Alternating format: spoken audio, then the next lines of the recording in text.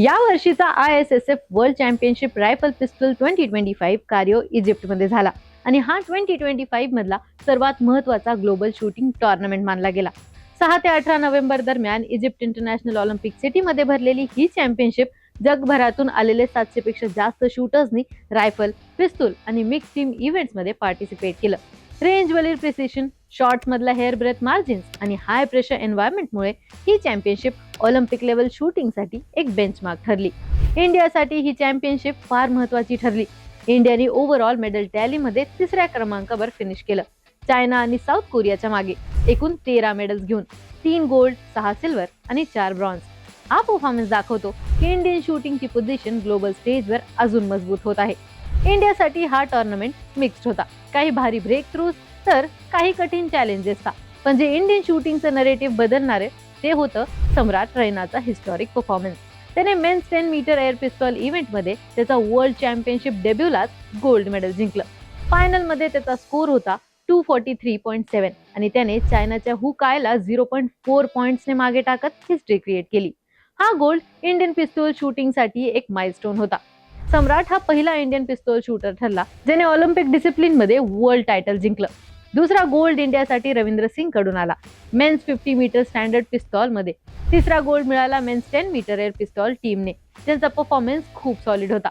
Silver medal list भरपूर impressive होती. अनिश भनवालाने men's 25 metre rapid fire पिस्तॉल मध्ये 28 हिट घेऊन सिल्वर मेडल जिंकलं आणि तो पहिला इंडियन बनला ज्याने ISSF वर्ल्ड चॅम्पियनशिप मध्ये मेडल जिंकलं. गुरप्रीत सिंगने 25 मीटर सेंटर फायर पिस्तॉल मध्ये सिल्वर जिंकला. ऐश्वर्य प्रताप सिंग तोमरने 50 मीटर रायफल 3 पोझिशन मध्ये सिल्वर मेडल मिळवलं. ईशा सिंगने विमेन्स 10 मीटर एअर पिस्तॉल मध्ये सिल्वर जिंकलं.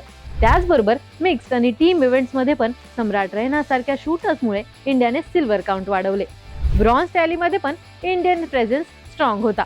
ईशा सिंगने तिच्या इंडिव्हिज्युअल 10 मीटर एअर पिस्तॉल इव्हेंटमध्ये ब्रॉन्झ जिंकलं. एलेव्हिलिन व्हॅलरिव्हनने विमेन्स 10 मीटर एअर रायफल मध्ये ब्रॉन्झ मेडल मिळवलं. वरुण तोमरने मेन्स 10 मीटर एअर पिस्तॉल मध्ये ब्रॉन्झ जिंकलं आणि विमेन्स 10 मीटर एअर रायफल टीमने पण ब्रॉन्झ सिक्युअर केला.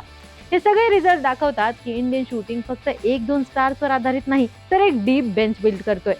पण ग्लोबल लेवलवर कॉम्पिटिशन फारच टाईट आहे. मेन्स 300 मीटर रायफल प्रॉन इव्हेंटमध्ये सायझॅक शूटरने गोल्ड जिंकला, तेही 5 वे टाय मधून. हे सांगतं की ग्लोबल स्टेजवर मार्जिन्स आता अतिशय कमी झाले आहेत. आता फक्त क्वालिफिकेशन इनफ नाही आहे, टेक्निकल एक्सिलन्स, मेंटल स्ट्रेंथ आणि स्ट्रॅटेजी पण मॅच्युअर पाहिजे. टेक्निकल पर्स्पेक्टिव्हने पाहिलं तर ही चॅम्पियनशिप प्रत्येक शूटरसाठी एक एक्झाम होती. Consistency, breath control, shoot timing, nerves under pressure आणि रिस्क मॅनेजमेंटची.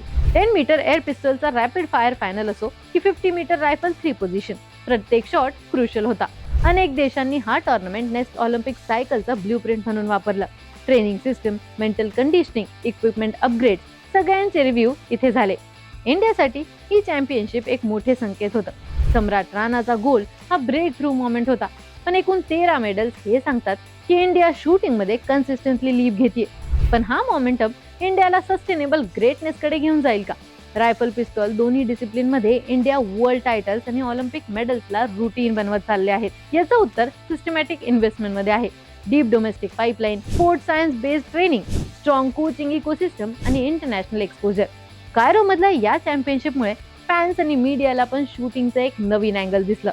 हा स्पोर्ट मिली सेकंड, मायक्रोमीटर्स आणि मेंटल स्टिलनेसवर चालणार आहे. एक शॉट पण इथे फरक करू शकतो. ISSF वर्ल्ड चॅम्पियनशिप रायफल पिस्तॉल 2025 हा फक्त एक इयरली इव्हेंट नाही तर एक ग्लोबल बेंचमार्क होता. टीम्स ज्यांनी इन्व्हेस्टमेंट आणि प्लॅनिंग केलंय त्यांनी इथे व्हॅलिडेशन मिळालं. शूटर्ससाठी ही एक मेंटल आणि टेक्निकल टेस्ट होती आणि पुढच्या ऑलिम्पिक सायकलमध्ये काय लागणार हे इथेच क्लिअर झालंय. इंडियासाठी सम्राट राणाचा गोल्ड आणि एकूण 13 मेडल्स हा सेलिब्रेशनचा मोमेंट आहे, पण तसंच एक रिस्पॉन्सिबिलिटी पण. इंडिया या मोमेंटमला बिल्ड करून जगात शूटिंग पॉवर हाऊस बनवेल का? तुम्हाला काय वाटतं हे आम्हाला कमेंट्समध्ये कळवा आणि अशाच क्रीडाविषयक ट्रेंडिंग अपडेटसाठी AGC स्पोर्ट्सला सबस्क्राईब करायला विसरू नका.